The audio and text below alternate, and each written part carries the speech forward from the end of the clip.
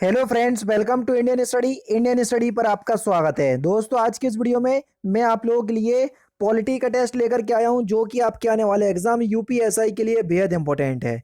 Video को and तक जरूर देखिएगा, क्योंकि लास्ट में मैं आपसे क्वेश्चन भी पूछूंगा और उसका आंसर आपको कमेंट बॉक्स में बताना होगा। साथ ही साथ इस वीडियो की पीडीएफ डिस्क्रिप्शन में टेलीग्राम चैनल का लिंक दिया हुआ है, वहां से आप प्राप्त कर सकते हैं। पहला क्वेश्चन, भारतीय नागरिकता के लिए आवेदन करने से पहले किसी व्यक्ति के लिए न्यूनतम कितने वर्ष तक भारत में रहना अनिवार्य है? तो कितने वर्ष तक भारत में रहना अनिवार्य है?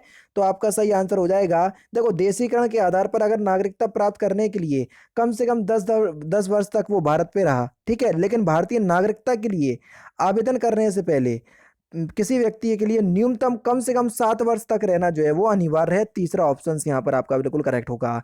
संविधान के 26 नवंबर 1949 को पारित किए जाने के साथ संविधान के कौन से प्रावधान तुरंत लागू कर दिए गए?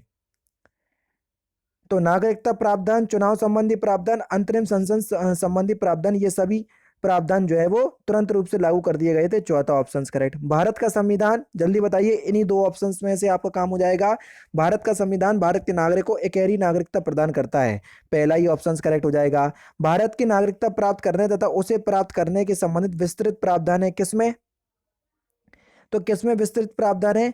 तो आपका जो सही आंसर हो जाएगा वह हो जाएगा आपका 1955 में भारतीय संसद द्वारा पारित अध्यादेश के उपबंध में। तीसरा ऑप्शन यहाँ पर आपका बिल्कुल क्या होगा सर? करेक्ट हो जाएगा। नेक्स्ट क्वेश्चन देख लीजिए सर। नागरिकता प्राप्त करने के से संबंधित शर्तें निर्धारित करने का अधिकार किसके पास है? तो नागरिकता संबंधी शर्तें निर्धारित करने का जो अधिकार है ये किसके पास है? तो आपका सही आंसर हो जाएगा, ये अधिकार संसद के पास है। दूसरा ऑप्शन यहाँ पर आपका बिल्कुल करेक्ट। नेक्स्ट क्वेश्चन स्टार्ट करने से पहले मैं आपको बता दूं, दोस्तों, आप सभी लोग जानते हैं, चाहे आप यूपीएसआई की तैयारी कर लीजिए, चाहे यूपी लेखपाल, UP triple SC, PT, Uttar Pradesh के अंदर जितने भी आगामी एग्जाम हैं, उस सभी कोर्सेज की तैयारी या सभी एग्जाम की तैयारी आप अनअकैडमी पर कर सकते हैं, क्योंकि अनअकैडमी के प्लस प्लेटफॉर्म पर सारे कोर्स चलाए जा रहे हैं। 7 अक्टूबर से आपका यूपी लेखपाल का बैच स्टार्ट हो गया। 11 अक्टूबर से देख लीजिए सर, आपका आरओ का बैच स्टार्ट हो जाएगा। 13 अक्टूबर से देख लीजिए, अगर आप यूपी पीएससी को 2022 मान करके टारगेट मान करके तैयारी कर रहे हैं, तो ये वाला बैच 13 अक्टूबर से स्टार्ट हो जाएगा, जिसमें बेस्ट एजुकेटर आपको अलग अलग सब्जेक्ट पढ़ाते हुए मिलेंगे। और अनअकैडमी पर एक बहुत खतरनाक ऑफर चल रहा है, मेगा सब्सक्रिप्शन ऑफर, यानी कि अगर आप 1 साल का सब्सक्रिप्शन परचेस करोगे तो आपको 3 महीने का एडिशनल सब्सक्रिप्शन बिल्कुल फ्री मिलेगा। और सबसे अच्छी बात मुझे अनअकैडमी की यही लगती है कि आप जिस भी कैटेगरी के अंदर कोर्स या सब्सक्रिप्शन परचेस करते हो, तो उस कैटेगरी में जितने भी कोर्स चलाए जा रहे होंगे आप सभी को एक्सेस कर पाओगे, जो कि सबसे अच्छी बात है। डिस्क्रिप्शन में लिंक दिया है, आप जरूर से एक बार विजिट कीजिएगा और सब्सक्रिप्शन जो है वो परचेस कर लीजिएगा। सब्सक्रिप्शन परचेस करने के दौरान आप अपने चैनल का नाम इंडियन स्टडी अप्लाई कीजिएगा, तो आपको इंस्टेंट 10% का डिस्काउंट मिलेगा। आपको हर एक कोर्स के लिए अलग से पैसे देने की जरूरत नहीं है। अगर आप सब्सक्रिप्शन परचेस कर लेते हैं तो आपको हर एक कोर्स को एक्सेस करने का मौका मिलेगा, जो भी अनअकैडमी के प्लस प्लेटफॉर्म पर या यूपीपीएससी और यूपी ट्रिपल एससी कैटेगरी के अंदर चलाया जा रहा होगा। आप टेस्ट सीरीज भी देख पाएंगे, यानी कि लाइव टेस्ट सीरीज में आप अपना पार्टिसिपेट भी कर पाएंगे। बहुत सारी आपको लोगों के लिए बहुत सारे ऑप्शंस खुल जाते हैं अगर आप अनअकैडमी का प्लस सब्सक्रिप्शन जो है वो परचेस करते हो, ठीक है। तो इतना ही बताना था। तो आप परचेस कर सकते हैं, डिस्क्रिप्शन में लिंक दिया है। और जब परचेस करो तो रेफरल कोड की जगह इंडियन स्टडी जरूर से अप्लाई कीजिएगा। अब देख लेते हैं नेक्स्ट क्वेश्चन। नेक्स्ट क्वेश्चन से आपका कि भारत सरकार ने किन देशों में बसने वाले भारतीय प्रवासियों को दोहरी नागरिकता प्रदान की है? तो सही आंसर आपका क्या हो जाएगा? ऑप्शन नंबर सी, केवल कुछ देशों में। तीसरा ऑप्शन से यहाँ पर आपका बिल्कुल करेक्ट। भारत में नागरिकता संबंधी विधान बनाने का प्राधिकार किसे प्राप्त है? तो किसको प्राप्त है? अभी हाल ही पढ़ा हम लोगों ने, संसद को प्राप्त है, ये पहला ऑप्शन करेक्ट। संविधान का कौन सा भाग नागरिकता के प्रावधानों से संबंधित है? कौन से भाग में नागरिकता प्रावधानित की गई है? भाग 2 में, और अनुच्छेद 5 से लेके 11 तक, ये भी याद रखना। पहला ऑप्शन करेक्ट है। भारतीय संविधान नागरिकता देता है किस प्रकार से? तो भारतीय संविधान जन्म के आधार पर, वंश के आधार पर, पंजीकरण के आधार पर, देशीकरण के आधार पर और विदेशी राज्य का विलय भारत में होना, उसके आधार पर नागरिकता देता है। उपरोक्त सभी के आधार पर देता है। चौथा ऑप्शन करेक्ट हो जाएगा। संविधान के प्रारंभ होने के बाद किस अधिनियम में नागरिकता पाने और गंवाने संबंधी प्रावधान है? तो सही आंसर क्या होगा सर? नागरिकता अधिनियम 1955, तीसरा ऑप्शन करेक्ट। केंद्र सरकार की नर्सरी स्कूल योजना किससे संबंधित है? तो ये किससे संबंधित है? तो सही आंसर हो जाएगा आपका युवा मन में पर्यावरण के प्रति जागरूकता पैदा करने से, पहला ही ऑप्शन करेक्ट हो जाएगा। संविधान का कौन सा अनुच्छेद 343 किसके बारे में है? अनुच्छेद 343 किसके बारे में है? तो सही आंसर हो जाएगा आपका कार्यालयीन भाषा के रूप में हिंदी, तीसरा ऑप्शन यहाँ पर आपका बिल्कुल करेक्ट होगा।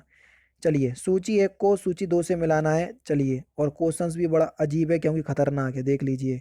सूची एक ये है कि अनुच्छेद 14 में क्या है? अनुच्छेद 14 में आप सभी लोग जानते हैं कि विधि के समक्ष समता का अधिकार है, और सूची दो को ये दी है। विधि के समक्ष समता का अधिकार कहाँ पर लिखा हुआ है? देखो, ये लिखा हुआ है विधि के समक्ष समता का अधिकार, यानी कि पहला जो है वो दूसरे से मिलेगा, तो दूसरा लिख दिया। अनुच्छेद 15 में क्या है? आप सभी लोग जानते हैं कि सर अनुच्छेद 15 में क्या है? अनुच्छेद 15 में जो है वो हो जाएगा आपका धर्म, जाति आदि लिंग के आधार पर कोई भेदभाव नहीं किया जाएगा, यानी कि दूसरा जो है वो पहले से मिलेगा, क्योंकि देखो ये लिखा हुआ है दूसरा पहले से मिलेगा। अनुच्छेद 16 में लोक नियोजन दिया हुआ है, अनुच्छेद 16 में लोक नियोजन दिया, और लोक नियोजन किसमें? देखो, नियोजन या नियुक्ति, तो ये चौथे से मिलेगा। और अनुच्छेद 17 में अस्पृश्यता का अंत, जो कि तीसरे से मिलेगा, यानी कि 2 1 4 3 कौन से ऑप्शन में दिया ये देख लो। अब 2 1 4 3 कौन से ऑप्शन में दिया? तीसरे ऑप्शन में दिया, तीसरा ऑप्शन करेक्ट। ठीक है, क्वेश्चंस बड़ा था, एक पूरी स्क्रीन पे नहीं आ पाया। मौलिक अधिकारों के अंतर्गत कौन सा अनुच्छेद बच्चों के शोषण से संबंधित है? तो कौन सा आर्टिकल है? आर्टिकल नंबर 24, चौथा ऑप्शन यहाँ पर आपका बिल्कुल करेक्ट। निम्नलिखित में से कौन सा मूल अधिकार विदेशी नागरिकों को प्राप्त है? विदेशी प्राप्त नागरिकों को प्राप्त नहीं है। प्राप्त तो बहुत सारे हैं, प्राप्त नहीं है, तो सही आंसर हो जाएगा आपका अभिव्यक्ति स्वतंत्रता का अधिकार। कौन सा अपराध है? वह कौन सा अपराध है जिसके घटित करने का प्रयास दंडनीय है, जिसके पूर्ण होने पर अपराधी को दंडित नहीं किया जा सकता है? तो सही आंसर हो जाएगा आपका आत्महत्या। आत्महत्या जो है वो एक अपराध है, लेकिन कोई भी व्यक्ति आत्महत्या घटित कर लेता है तो उसे कहाँ से दंडित कर सकते हो? वो बेचारा जीवित ही नहीं रहता है। भारतीय संविधान के किस अनुच्छेद में प्रेस की स्वतंत्रता दी गई है? कौन से आर्टिकल में? तो सही आंसर हो जाएगा आपका आर्टिकल नंबर 19 के फर्स्ट में, पहला चौथा ऑप्शन करेक्ट। संविधान के किस अनुच्छेद द्वारा सिखों द्वारा कृपण धारण करने का धार्मिक स्वतंत्रता का अंग माना गया है? कौन से आर्टिकल में? तो सही आंसर हो जाएगा आपका अनुच्छेद 25 के तहत, दूसरा ऑप्शन यहाँ पर आपका बिल्कुल करेक्ट है। निम्नलिखित में से कौन सा मूल अधिकार भारतीय संविधान में नागरिकों को नहीं दिया गया है? तो सही आंसर आपका क्या हो जाएगा सर? सूचना का अधिकार, तीसरा ऑप्शन करेक्ट। भारत के संविधान के अनुसार जो असंवैधानिक अधिकार है किंतु मूल अधिकार नहीं। संवैधानिक अधिकार तो है लेकिन मूल अधिकार नहीं है, तो कौन सा है? तो आपका जो सही आंसर हो जाएगा वह क्या हो जाएगा? बीच की क्वेश्चन। चलिए, बीच के क्वेश्चंस तीन चार जो है वो हट गए हैं, तो सही आंसर हो जाएगा आपका संपत्ति का अधिकार, चौथा ऑप्शन यहाँ पर आपका बिल्कुल करेक्ट। लास्ट क्वेश्चन से आपका ये क्वेश्चंस मैं आपसे पूछ रहा हूँ कि 14 वर्ष से कम उम्र के बच्चों को जीव जोखिम भरे काम पर ना लगाना किस अधिकार के प्रति संरक्षण है? तो इस क्वेश्चंस का आंसर आप मुझे कमेंट बॉक्स में बताएंगे। तो दोस्तों, ये थे आपके लगभग 25 पॉलिटी के इंपॉर्टेंट क्वेश्चंस जो कि मैंने आज की इस वीडियो में आपको कंप्लीट करवा दिए। वीडियो अगर आपको अच्छी लगी हो तो प्लीज़ दोस्तों वीडियो को लाइक और शेयर जरूर कर दीजिएगा। तो दोस्तों, फिलहाल की वीडियो में तो सिर्फ इतना ही। अगर आपको वीडियो पसंद आए तो प्लीज़ दोस्तों वीडियो को लाइक कीजिए, शेयर कीजिए, और साथ ही साथ हमारे चैनल को सब्सक्राइब करना ना भूलें, क्योंकि मैं रोजाना इसी तरह की वीडियोस आप लोगों के लिए लाता रहता हूँ। नमस्कार दोस्तों, जय हिंद, जय भारत।